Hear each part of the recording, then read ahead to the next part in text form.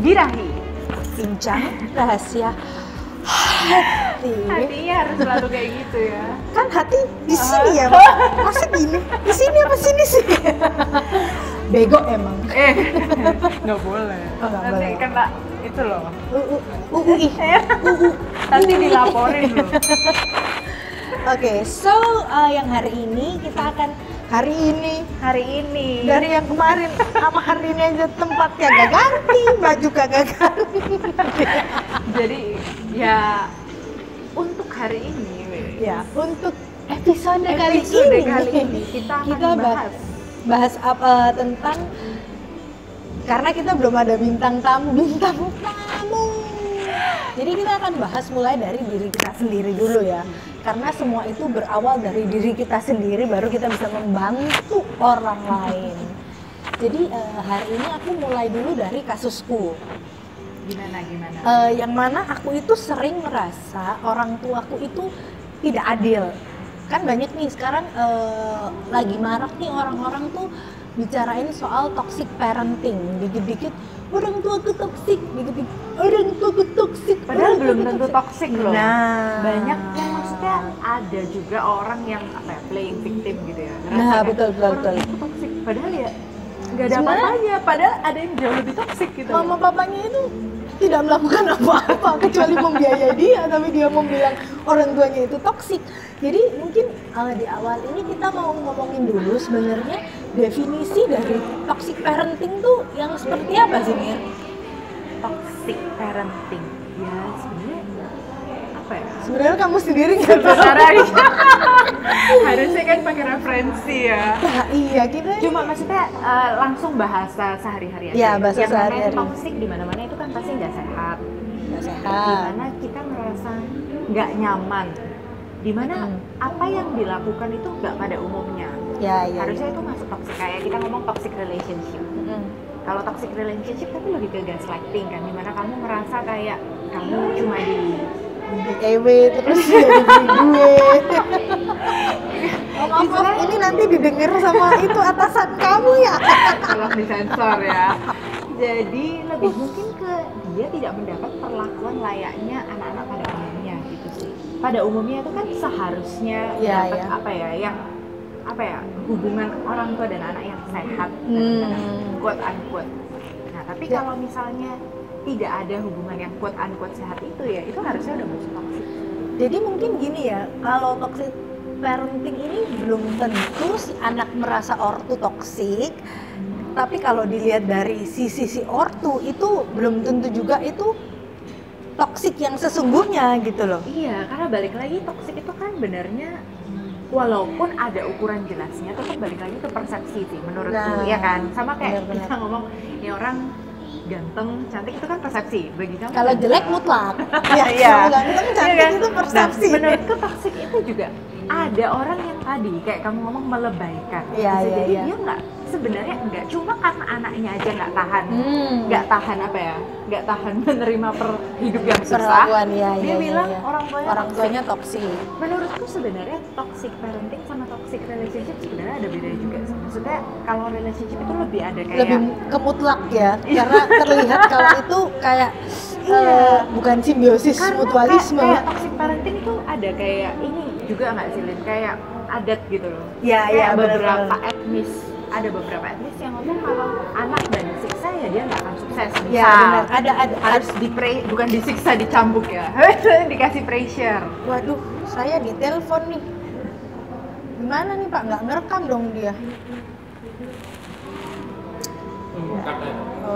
Mbak, kowe iki ngerusak podcastku, Mbak. Nah, kalau apa tadi lupa nih Mbak ada rusak Mbak. Bisa jadi karena ada anak orang tua, jadi kebalik-balik beberapa etnis ya. Etnis tadi ya. Kalau dia ngerasa dia ngasih pressure ke anaknya bisa sukses. Ya betul. Ya, kan? Dan apalagi kalau di zaman sekarang itu parentingnya sudah berbeda dengan parenting zaman dulu ya. Betul. Jadi anak kecil sekarang itu lebih banyak yang misalnya dia celatu dikit sama orang tuanya itu udah merasa orang tuaku toksik, padahal sebetulnya mungkin karena orang tuanya tahu dia itu tipe anak yang arek iki gak iso, nah misalnya gak dipisui, gak iso jalan. Kan ada tuh tipe orang yang kayak gitu kan ada. Kayak dia ini nggak bisa, kalau nggak dikasarin tapi kan nggak dipecut kayak gitu dia nggak jalan. Padahal kan ada yang kayak gitu dan less or more yang tahu kayak gitu sebetulnya orang tua kita juga tahu gitu loh pasti. Dan benernya kayak nggak ada aturan parenting yang mutlak juga. Iya benar. Jadi aku ini dulu cerita dulu kalau aku sih nggak merasa orang tua aku toksik ya, mungkin karena aku sudah belajar menerima ya. Tapi kalau dulu itu ya sampai sekarang bahkan kadang masih sering sih.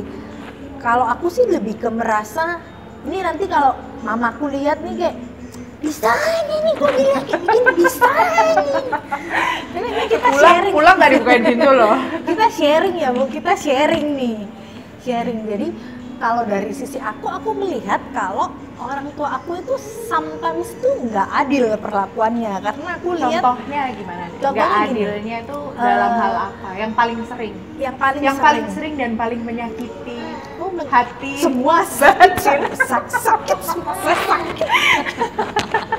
Tuh anaknya nyaut. Berarti dia yang tersakiti benernya. Sakit. Jadi kalau aku tuh dari dulu itu gini. Aku merasa kayak gini nih, aku punya adik kan, kita sama-sama di usia 17 tahun misalnya. Ketika aku 17 tahun, misalnya aku mau kemana-mana itu aku udah gak dianterin. Pokoknya dari aku bisa nyetir, kalau misalnya aku mau kemana gitu, papaku tuh selalu bilang, loh itu kunci mobil, ada mobilnya kamu berangkat sendiri aja. Nah sedangkan adikku bahkan sampai sekarang dia umur 20 sekian gitu kadang masih dianterin gitu loh. Nah aku ngerasa kayak sometimes juga pengen gitu loh, kayak aku nih ya pengen diantar no loh, kayak gue pikir maksudnya ya ada satu sisi aku merasa ya aku mandiri, tapi satu sisi kan kayak it's not fair gitu loh. Kalau kamu mencintai semua anakmu, harusnya semua anakmu tuh mendapat cinta yang sama kan. Jadi kayak kalau aku dianterin, dia juga kalau dia dianterin, aku juga dianterin gitu loh. Ya karena ini sama gender ya, beda kalau kakak aku kan laki-laki ya, aku kan laki-laki, jadi mungkin masih ada excuse ya kalau perbedaan gender. Tapi ini karena gendernya sama, di usia yang ketika usia segitu tuh sama, kayak aku merasa kayak ini kok koyok gini sih, dan itu nah ini juga penting mungkin ya untuk setiap newbie family ataupun kalian yang sudah berkeluarga punya anak apalagi usia remaja, ini penting banget menurutku. Kalian itu harus ada keterbukaan antara keluarga. Jadi maksudnya ketika anakmu cerita itu terimain dulu, jangan ketika anakmu cerita kamu langsung ngejudge gitu loh. Itu maksudnya orang tua zaman dulu, itu orang tua zaman dulu deh. Iya, orang tua zaman dulu kebanyakan gitu kan. Soalnya mereka ngerasa ya udah aku paling benar. Ya, kayak tidak mau dibantah gitu. Iya, kalau masih anak kecil udahlah dengerin aja. Kita udah makan garam lebih banyak mesti ngomongnya gitu kan. Iya, karena ketika aku tuh pengen cerita gitu. Sebenarnya aku tuh cuma pengen mencurahkan isi hatiku, pengen didengerin. Ya, kayak Ma, aku ini kok mendapat perlakuan gini. Tapi mereka malah denial dan jawabnya agak ngegas kayak aku tuh nggak gitu, kamu tuh nggak tahu, kamu tuh nggak perlakuan gini, sehingga akhirnya kayak kita tuh yang seharusnya family is your home ya, jadi bukan rumahnya tapi family-nya, kayak my parents is my home seharusnya kan kayak gitu. Jadi aku jadi merasa kayak mas gak usah cerita lah, numpuk tambah emosi, numpuk itu jadi negativity yang menumpuk, itu bisa jadi pahit gitu loh. Dan aku ada 1-2 masa yang aku merasa itu pahit banget, yang jadi aku tuh kayak sampai kayak males lah, kayak percuma lah, kayak bahkan dulu waktu aku kerja dan aku tuh merasa kayak aku gak butuh kan, I can stand on my own feet gitu loh, karena aku juga aku merasa meskipun ya turu yo sik nang omahe bapakku mangan yo iya sego beras yo dituku bapakku, tapi ya sombong kan ya, itu karena pahit itu tadi mungkin udah menumpuk ya, jadi kayak ingin membuktikan diri gitu loh. Nah itu salah satu yang membuat aku merasa keluargaku itu nggak adil loh, tapi gak menyenangkan kan, ngono loh. berarti ini udah isu kedua ya, yang kalau tadi kan keluarga tidak adil, kalau ini juga tidak menyenangkan selain Iya, tidak menyenangkan karena aku merasa tidak adil, dan ketika aku bercerita mereka denial, mereka tapi bilang kalau misalnya adikmu yang tadi itu cerita, mereka tuh dengerin atau sama aja? nah gini, kalau adikku tuh apapun masalahnya dia, orang tuaku itu akan selalu ikut campur. Jadi usia berapapun dia, kayak orepiku diatur. Ini dari persepsiku ya. Yo nek adikku ndelok, mbok bapakku ndelok aja. Ini tidak begini nih, kenapa bisa kok begini, kok bicara begini? Ini bisa-bisanya. Padahal kita sayang tong itu dia. Iya, maksud tapi ini kan persepsi saya, karena aku ini kan kon gak rungokno, makanya aku ngomongin nangke. Nanti habis pulang dari sini ya, mulai dari habis ini kamu baru pulang aja udah ditanya-tanyain deh. Kenapa tadi Lin, kenapa gue mau gak? Ya, jadi ketika aku juga merasa gini, adikku itu mendapat sampai kayak di usia segini, orepiku dicampuri ngono loh. Jadi bahkan kayak makan, misal contoh sederhana makan, kadang itu kayak ini ya tempe, kon nggak mau tempe, kayak deh aku gak iso ngurus uripe dhewe kan. Maksudnya jadi kadang itu aku jadi mikir ketidakadilan itu lagi. Jadi semua itu berawal dari aku merasa mereka tidak adil gitu. Tapi kamu pernah gak sih kayak ngomong bener-bener kayak aku pengen loh diperlakuin sama kayak ini? Pernah, tapi itu buat aku ya, ini sekali lagi dari persepsiku ya, aku nggak tahu mama papaku melihat dan merasa seperti apa. Kalau aku sih ngerasa gini, the more I talk, the more I say, the more the situation getting uncomfortable gitu loh. Karena ketika aku cuman ngomong, aku itu ngomong mamaku denial, dia menjawab, aku merasa aku ini ngomongi, dia menjawab lagi, dan itu pasti jadi tukaran, maksudnya jadi suasana jadi uncomfortable. Jadi mending gak usah ngomong. Jadi lebih baik gak usah ngomong, tapi gak ngomong juga kok gua yang berkerut. Jadi maksudnya kayak somehow hal-hal yang seperti itu di usiaku yang dulu-dulu itu membuat aku tuh bingung dan gak nyaman dengan keluargaku. Akhirnya aku kayak memilih untuk aku nggak nyaman gitu loh. Maksudnya kan seharusnya apapun yang terjadi pertama aku lari ke keluarga dong harusnya ya, tapi ini enggak. Bahkan ada 1-2 masa ketika aku ada masalah gitu, aku kayak nggak tahu aku harus lari kemana, karena kadang teman juga tidak bisa dipercaya, keluarga pun kayak gitu loh. Kalau temen nanti takutnya jadi bahan julid. Kalau temen juga belum bisa jadi dia manas-manasin, bisa jadi dia bocor-bocorin, gitu kan Bu? Iya. Nah, tapi yang paling penting sebenarnya kan kamu kayaknya udah melewati itu kan? Betul. Gimana caranya kamu melewati semua itu? Dan maksudnya kalau aku sebagai temanmu teman. Yang penting bukan teman with benefit ya. Nah, kalau aku, Mbak Arare lah maksudnya, kita ngeliat kamu kan maksudnya cewek yang strong banget kan. Gimana? You wanna see my abs? Oh, jangan Lin, bahaya nanti pengen semua. Gimana caranya kamu itu maksudnya apa ya? Kamu kan tumbuh di lingkungan yang kayak gitu. Gimana caranya kamu bisa ngelewati semua itu sampai kamu jadi kamu yang sekarang? Nah, kamu yang sekarang maksudnya ada orang yang bisa jadi dia memaknai ketidakadilan itu dengan ya grundel, akhirnya malah jadi orang yang nggak pede. Betul. Tapi kamu tuh justru kamu bisa stand out, kamu malah jadi kayak orang yang strong, pede kan? Ya, siapa tahu itu bisa jadi tips juga gitu loh. Siapa tahu ada yang ngalamin yang sama, ya daripada kamu menjadi yang apa ya, the negative side. Nah, gimana caranya tetap tumbuh jadi positive side? Jadi guys, di Rahiers sebetulnya aku yakin kasus-kasus kayak aku ini ada banyak orang yang mengalami kayak gini ya, apalagi mungkin usia remaja gitu. Biasanya kalau merasakan yang kayak gini tuh lebih merasa, oh mama papaku toksik dong, biasanya mereka gitu kan. Itu aku melihat ada kalian yang mengalami hal yang sama itu bisa jadi dua. Kalian bisa menjadi orang atau orang tua yang lebih baik di kemudian hari, atau kalian bisa jadi orang yang mengambil sisi negatif itu dan jadi kayak kepahitan. Hidup kalian tuh penuh kepahitan.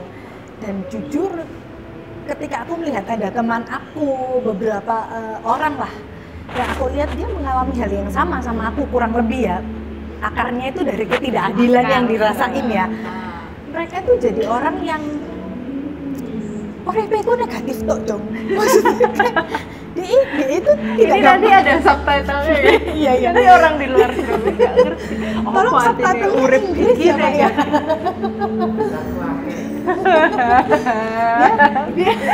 Untung punya teman yang suaminya videografer.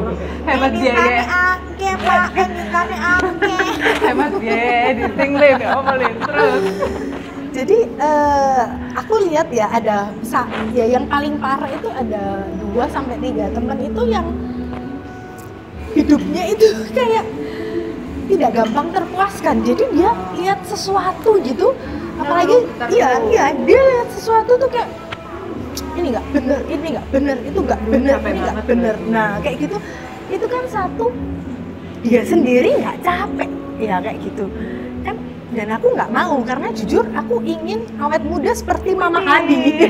Mama siapa? Mama Hadi, tau nggak sih Mama Hadi yang pernah diundang Deddy Corbuzier itu loh, yang di usianya yang kesekian, yang Mama yang punya kitchen itu loh, dia tuh hampir 60 dong. Tapi dia kenceng, Mama Hadi, Puspita Dewi itu loh. Nah itu, hai tante kalau lihat Mama Hadi, tolong dikirim. Nah aku tuh nggak mau jadi orang yang kan otomatis hidupmu itu penuh negativity, kerutan itu akan cepet timbul dan itu juga nggak baik buat kamu karena filler mahal, nah, botox mahal. Dan kalian tahu sendiri sebetulnya akar dari segala penyakit itu adalah stres. Ya betul kan ibu psikolog? Betul. Nah jadi aku tidak mau aku tuh jadi kayak temenku itu. Maaf ya kalau kalian ngerasa itu diri kalian. Karena memang tujuanku ingin menyindir kalian. Ya memang itu kalian. Ya itu karena aku tidak mau jadi kayak gitu. Karena aku melihat contoh orang yang hidupnya itu salah dikit itu negatif. Marah, update status, update ini. Itu aku nggak mau. Jadi itu juga yang mengakari kenapa aku bisa memilih untuk let go lah. Gitu. Karena sebenarnya kalau ini dosenku sih, kan maksudnya di kampus itu kayak cukup banyak anak-anak yang mengalami ketidakadilan, atau ya kan? kayak kasus umum gitu. Iya. Hampir semua, apalagi di zaman sekarang ya, apalagi yang aku nggak tahu. Kayaknya zaman ini malah semakin parah. Soalnya semakin kayak mereka ya? main gadget, kayak orang tuanya ninggal kerja. Ya betul. Orang tua apalagi kalau sosialita ninggal arisan. Nah, anak-anak itu jadi lebih gampang mendapat informasi juga ya. Nah itu terus kalau dosenku sih ngomongnya gini, kita itu yang lebih muda, kita itu nggak bisa ngubah orang yang tua. Betul. Yang bisa kita lakukan adalah menerima. Antara kita menerima dan kita belajar, ya kamu harus seperti itu. Garis ini ya, biar kan itu berhenti di kamu. Jangan sampai kayak kamu kepahitan terus kamu merasa aku harus membalaskan ini pada anakku atau atau jangan sampai kita kayak ngomong anakku harus merasakan kepahitan yang kurasakan. Nah, itu yang kayak sering terjadi, iya nggak sih? Nah, iya betul. Akhirnya kayak ya nggak kelar, maksudnya penderitaan itu nggak kelar. Soalnya kita kayak nerusin. Kadang ada yang gini, misalnya dia nih dulu sering diajar sama orang tuanya, karena ya orang tua zaman dulu merasa kalau nggak apa-apa cambuk, yang penting kamu jadi, Nah, sedangkan itu untuk zaman sekarang, nanti kamu ditangkap Kak Seto kalau kamu kayak gitu ya. Beda, memang parenting zaman dulu dan zaman sekarang itu kan beda loh. Nah, jadi itu karena dulu aku tuh pernah ada satu masa aku tuh waktu aku SMP, jujur papaku tuh kind of alcoholic person gitu loh. Jadi papaku tuh memang suka nyangkruk dengan temennya, dan ketika dia nyangkruk kan gak asik, gak minum gak asik. Tapi ada nurun yang kamu Elin, suka nyangkruknya. Nyangkruk iya, minum kadang-kadang ya. Minum aqua biar otak jalan.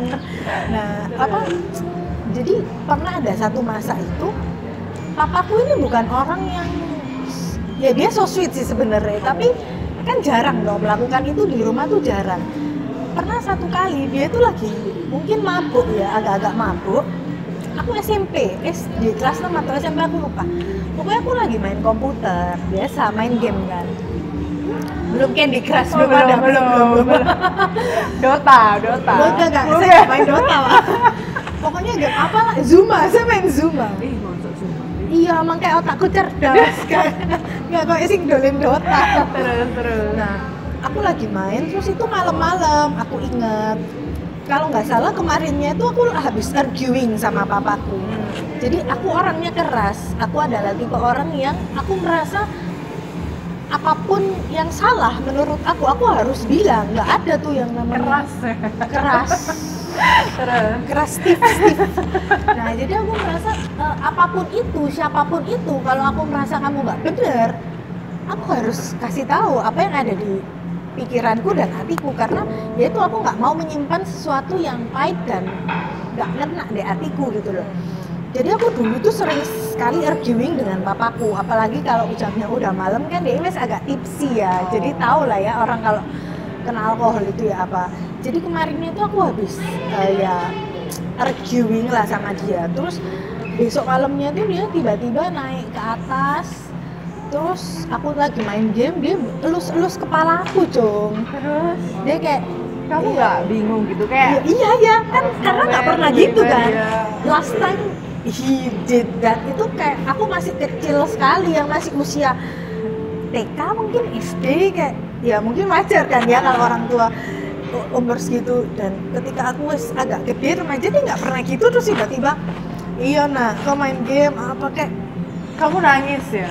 aku tuh kayak berkaca-kaca ya? Aku kemarin kayak aku berusaha kayak ih.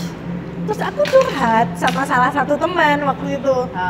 Dan dia yang dan aku masih inget betul omongannya dia, dan itu menjadi patokan aku sampai detik ini. Dia bilang gini, sudahlah kita nggak bisa mengubah orang tua kita. Dia orang tua kita, dan yang pasti kita tahu dia pasti sayang sama kita, ya kan? Maksudnya nggak mungkin ada orang tua pencuri pun terhadap anaknya dia baik, penjahat pun terhadap anaknya dia baik, dia jahat terhadap orang lain tapi ambil anaknya dia pasti sayang gitu loh. Nah dan temanku ini bilang, kita nggak bisa merubah dia. Satu yang kamu bisa tahu, kamu hanya bisa mendoakan dia supaya dia menjadi lebih baik. Dan yang kedua, kamu hanya bisa menerima dia. Ya dia itu seperti itu gitu loh, dia yang seperti itu. Lebih menerima ke ya cara mengasihi tiap orang tua itu beda-beda. Nah benar. Nah terus ini yang saya highlight tuh, dia bilang gini, santai Bu. Dia bilang gini, kita cuma bisa memetik pelajaran dari situ. Belajarlah kalau orang tua yang seperti itu tidak menyenangkan untuk anaknya. Jadi jangan kelak. Nah dia bilang, itu. Kamu belajar ya Lin, dia bilang, kita belajar ya Lin, ketika kita dewasa nanti, ketika kita punya anak, kita nggak mau jadi orang tua yang seperti itu, karena kamu sendiri tahu rasanya kalau tidak nyaman digituin. Nah jadi untuk semua ketidaknyamanan yang aku rasakan di rumah terhadap orang tua, maksudnya perlakuan di rumah itu aku tanemin, dan aku semacam kayak punya visi. Aku tidak mau anakku menjadi seperti itu. Aku tidak mau anakku merasakan rasa yang sama, ketidaknyamanan atau bahkan sampai kepahitan yang sama dengan aku, karena ya itu tadi, kita nggak bisa juga ngatur anak kita kan. Dia mau pilih jadi yang positif ketika merasakan itu, atau dia bisa jadi yang negatif. Dan aku I don't want to risk anything untuk membuat anakku tuh merasa kayak gitu loh. Ya kita semua pasti mau keturunan kita jadi yang baik ya. Jadi ya itu sih hal yang paling utama yang membuat aku yang membuat aku tuh tidak lagi terlalu pahit terhadap hal-hal sing ketidakadilan lah, ketidaknyamanan. Lebih ya mungkin sampai saat ini ada 1-2 hal yang mungkin masih aku belajar ya. Karena itu jujur susah sekali memang ketika kamu sudah, mungkin sebetulnya orang tua kita tidak bermaksud menyakiti, tapi respon kita itu sakit gitu loh kan. Kita juga tidak bisa mengatur orang lain kan. Nah ya itu masih sebenarnya juga yang sebenarnya jadi masalah tuh menurutku ya Lin ya, itu ada teori juga loh, kayak misalnya anak cewek misal sama papanya nggak dekat, itu mempengaruhi bagaimana nanti dia sama pasangan hidupnya juga. Nah, Anak cewek sama mamanya nggak deket, itu berpengaruh juga, maksudnya dia relasi sama teman-temannya kayak gimana. Seharusnya sih kayak gitu. Jadi kalau relasi dengan papa itu berpengaruh ke pasangan hidup. Pasangan hidup. Kalau mama itu ke relasi pertemanan sih, lebih ke pertemanan. Pertemanan saya dengan kamu baik nggak? Nah itu aneh loh. Biasanya orang-orang yang kayak ada masalah kayak gitu itu biasanya mereka tumbuh selalu jadi anak yang menyenangkan di lingkungan temannya. Malah ada yang kayak misal saya menyenangkan ya Bu. Karena ini direkam, iya. saya menyenangkan loh. Coba teman-teman ini Wijaya Sinarli komen di bawah ini bagaimana bukan semenyenangkan, tidak menyenangkan apa dia. Saya menyenangkan. Ya biasanya gitu ya. Oh gitu. Harusnya ya. Misalnya, tapi kan nggak semua kan? Nggak semua. Nah makanya itu semua. lagi tergantung bagaimana si anak ini harusnya coping dengan semua itu. Kalau dia coping dengan baik ya mungkin ya jadinya kayak kamu ini, dadah. Tipsnya kalau dari aku ya, dari pengalamanku pribadi, tipsnya adalah yaitu kita gak bisa merubah. Kamu harus punya mindset. Ya, kamu gak bisa merubah apapun. Jadi nek iku pahit, ya berusahalah menerima itu gitu loh. Nek misalnya memang aku kan nggak tahu nih ya kamu anggap toxic parent itu seperti setoksik apa beda-beda, ya. Nah aku nggak tahu ya. Kalau memang setoksik itu, sejahat itu, kalau aku mungkin bisa suggest kamu nggak perlu terlalu sering lah. Maksudnya gini loh, lek kon wis tau ndek kono ono lubang, ya gak usah sering-sering keblowokno dirimu nang kono. Ini yang paling penting sih menurutku juga sosmed sih. Karena bisa jadi nih ya, bisa jadi beneran orang tua biasa aja, tapi dia ngerasa toksik karena dia membandingkan. Nah, ya, betul. Maksudnya, ya sosmed itu menurutku jahat sih. Tidak jahat semua ya. yang kamu Ya, lihat di situ benar. betul, bisa jadi. Dia acara keluarga, iya. Wah, gitu. Bisa jadi sebenarnya juga nggak sedekat itu, gitu loh. Bisa jadi juga jadi ngerasa, wah keluarga dia kok enak ya. Terus kalian karena misalnya Sawang Sinawang. Iya, jadi ngerasa kayak keluarga aku nggak perfect, padahal ya biasa aja. Gitu. Betul. Sosmed tuh juga toxic juga. Jadi hapus semua sosmed kamu, termasuk podcast ini kamu nggak usah dengerin, nggak usah. Kok ada? Wah. Bentar ya, ini selesain dulu ya. Ini nggak bisa di-cut, ini nggak bisa. Ya jadi itu ya, kalau mungkin kalian yang kalau kalian yang merasa kalian punya toxic parent, meskipun kita nggak tahu toxic apa ya, itu satu yang perlu kalian tanamkan betul-betul di otak dan hati. Kita nggak bisa merubah siapapun, kita cuman kontrol terbesar yang kita punya adalah kontrol terhadap diri kita. Betul. Bukan terhadap orang lain. Mungkin setelah yang nonton ini ada juga yang kayak ngerasa, ya lu gampang ngomong gitu, lu nggak tahu ngerasain kan. Gimana misalnya beratnya di boleh kita undang boleh ya. Misalnya dia bilang, kamu nggak tahu kan ngerasain disiksa atau diacuhkan, tidak pernah dianggap selama belasan tahun. Kita tahu, ya kita nggak tahu. Kamu tahu ya? Kita nggak tahu sih. Ternyata dia tahu. Ternyata dia diacuhkan loh. Ya, kita nggak tahu, cuma maksudnya kan kita sering ya, memang kita akan susah empati karena mungkin kita nggak pernah, tapi kita akan mencoba yang terbaik, dan kita nggak ngomong. Kalaupun ada yang mendengar ini dan mempunyai masalah itu, kita nggak ngomong loh kayak kamu tuh lebay, enggak ya? Enggak. Apapun yang lebay cuma saya. Apapun masalahmu itu it's okay gitu. Ya betul. Kamu dengan masalah ringan pun kamu ngerasa berat ya, it's okay. Maksudnya it's okay. Ringan berat itu kan persepsi tiap orang. Tapi yang maksud dari inti podcast ini adalah di luar sana itu sudah banyak misalnya teori ataupun pengalaman orang lain pun yang membuktikan bahwa bahkan beberapa tokoh penting itu sebenarnya mereka dari orang tua yang ini loh mengacuhkan mereka. Iya benar ya. Benar. Cuma nanti ya aku googling dulu ya. Biar lebih akurat. Kamu kurang persiapan deh kayaknya. Kita kurang persiapan. Nah itu jadi maksudnya dengan justru mereka dapat perlakuan kayak gitu, justru mereka tumbuh jadi orang yang sangat luar biasa. Nah, jadi nggak usah jauh-jauh, tokoh psikologi aja. Siapa? Beberapa tokoh psikologi kayak Sigmund Freud misalnya. yang paling inget itu, ya. Iya, itu soalnya legend banget kalau psikologi. Itu maksudnya di keluarga dia juga intinya dia nggak dapat perlakuan yang fine dari keluarganya, tapi justru dia jadi apa? Penemu teori psikologi. Apa? Teori apa yang dia temuin? Dia teorinya ini sih, psikodinamika. Jadi tentang panjang lagi nih Jangan, kuliah. jangan. Nih kuliah 1 SKS nih. Jangan. Psikoanalisa. Jadi ya kayak gitulah, panjang. Jadi maksudnya justru bagaimana kita memanfaatkan situasi di Ya, sekitar kita betul. untuk justru bukan tenggelam, tapi justru jadi lebih Mungkin baik. gini ya, kalau kalian yang merasa kayak enak kan bisa ngomong gini. Lebih ke ini tips aja ya dari aku. Jadikanlah pahit itu kayak pecut buat kalian. Buat kayak gini. Aku bakal buktiin kalau aku tuh bisa jadi orang yang lebih baik. Gitu loh. Jadi kalau kalian merasa ortu kalian toksik tuh berarti kalian merasa ortu kalian ini nggak baik gitu loh. Jadikanlah itu pecut, kayak aku buktiin loh. Aku tuh bisa lebih baik dari mama papa. Misalnya kayak gitu ya. Kalau kalian merasa itu pahit sekali, itu bisa bikin kalian mungkin lebih boost gitu loh. Tapi ya jangan sampai itu kayak jadi ambisi yang angkara murka, dendam nyipelet gitu ya.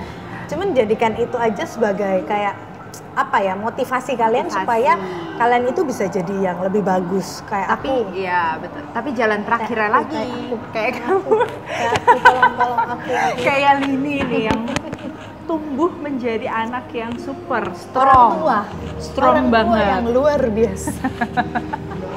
multi talent ya. Multi talent. Tolong sekalian endorse nih, make up, jalan kote. Apa? Kalian cari apa aja di serba aku bisa bisa, ya, kecuali serba beli bisa. ginjal. Enggak, tak jual ginjalku belum. Tapi ya itu jalan terakhir lagi kalau ngerasa udah nggak kuat ya Birahi. carilah psikolog untuk Ya, membantu. betul.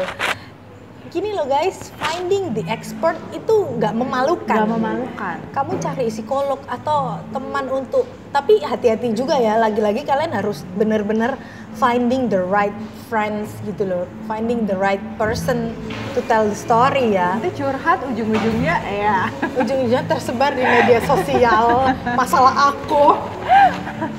Tapi ya itu bener-bener nggak apa-apa banget ya, finding the expert untuk membantu kita ya. Benar. Kalau udah It's butuh normal, banget. it's normal.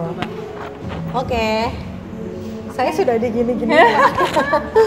Ya itu tadi sih kalau dari podcast yang hari ini soal kalau aku merasa orang tua aku nggak adil dan bagaimana aku mengelola rasa itu menjadi sesuatu yang lebih baik ya.